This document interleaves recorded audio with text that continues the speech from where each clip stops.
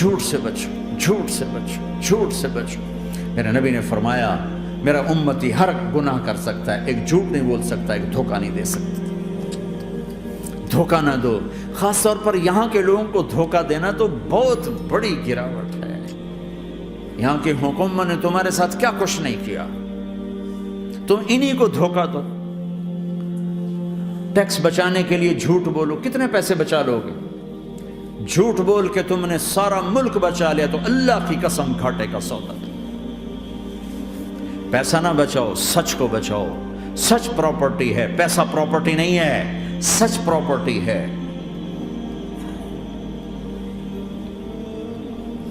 ہمارے ملکوں میں تو لوگ ٹیکس نہیں دیتے ہیں کہ حکومتیں کچھ لگاتی ہیں کچھ کھا جاتی ہیں، یہاں تو سارا تم پہ لگاتے ہیں۔ کیوں جھوٹ بولتے ہو؟ کیوں دھوکہ دیتے ہو؟ احسان دانش کی کتاب زندگی میں ایک واقعہ میں نے پڑھا کہ جب انگریز کی حکومت تھی ہندوستان پہ تو ایک دلی میں ایک گرو تھا جو جیب کترا تھا، اس کے آگے چیلے تھے جو جیب کاٹ کے کمائی دیتے تھے۔ تو ایک دن ایک اس کا چیلا یعنی ایک لڑکا 2 روپے لے کر آیا، تو اس کے ٹیچر نے اس کو ڈانٹا کہ اتنے تھوڑے پیسے آج لائے ہو، صرف 2 روپے۔ تو اس نے کہا استاد جی آج بڑا موٹا مال پکڑا تھا، آج ایک انگریز کی جیب کاٹی تھی، بڑے پیسے تھے۔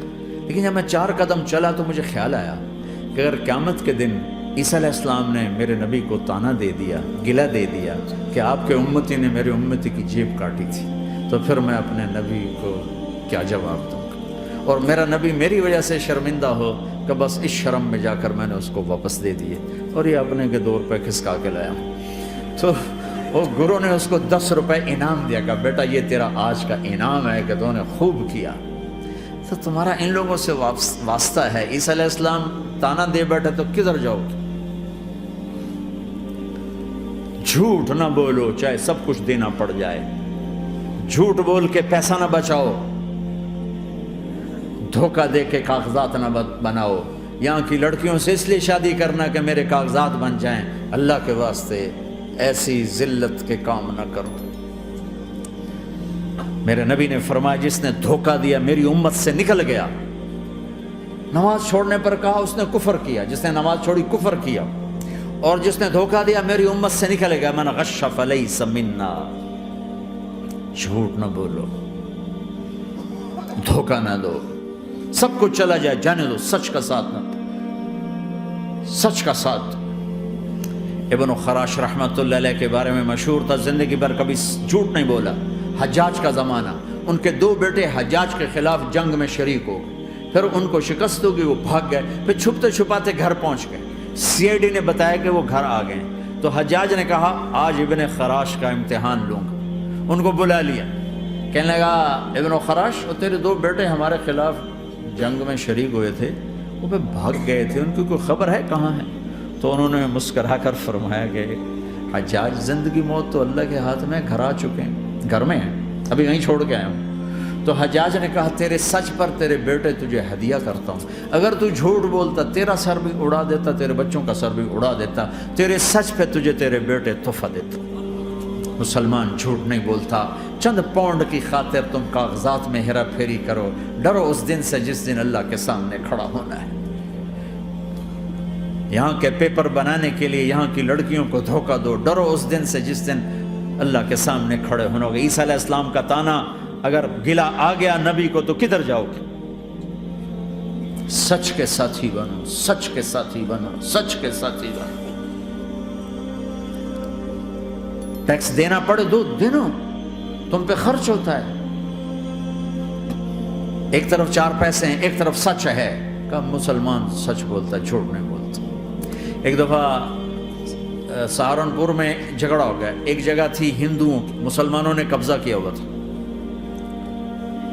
تو ہندوؤں نے کیس کر دیا، انگریز کا زمانہ تھا، عدالت،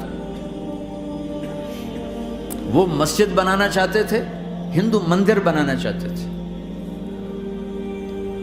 تو دونوں طرف بات تپی ہوئی، تو آخر وہ جج نے کہا بھائی کوئی ایسا آدمی ہے، ہندوؤں سے کہا جو گواہی دے دے تو اس کی گواہی تم قبول کر لو گے؟ اور مسلمانوں سے بھی پوچھا تو ہندوؤں نے کہا جی ہاں، مفتی مظفر حسین صاحب اگر گواہی دے دیں کہ زمین مسلمانوں کی ہے تو ہم دے دیں گے۔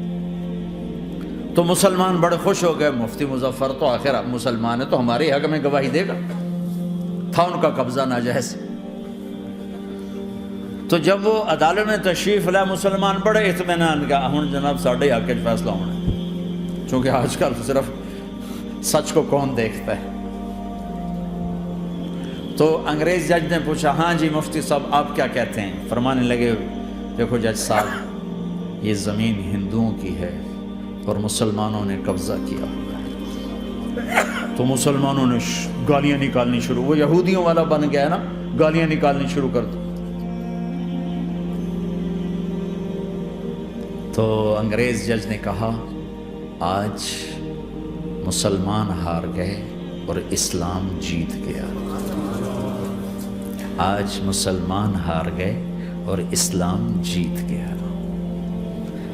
اپنی ہار مان کے اسلام کو جتاتے، سچ بول کے اسلام کو جتاتے، جھوٹ کے ساتھی نہ بنو، سچ کے ساتھی، جھوٹ کے کاغذ بنا کر کوئی بینیفٹ حاصل نہ کرو۔ میں نیوزی لینڈ گیا، میں حیران ہو گیا، ایک ہفتہ میں رہا، ڈپریشن کا شکار رہا کہ مجھے بتایا گیا کہ پورے نیوزی لینڈ میں ایک آدمی جھوٹ نہیں بولتا سوائے پاکستانیوں کے، بنگالیوں کے اور انڈین۔ جو بنگالی، جو پاکستانی، جو انڈین پہنچے یہ جھوٹ بولتے ہیں، ہیرا پھیری کرتے ہیں، ان میں ایک آدمی جھوٹ نہیں بولتا۔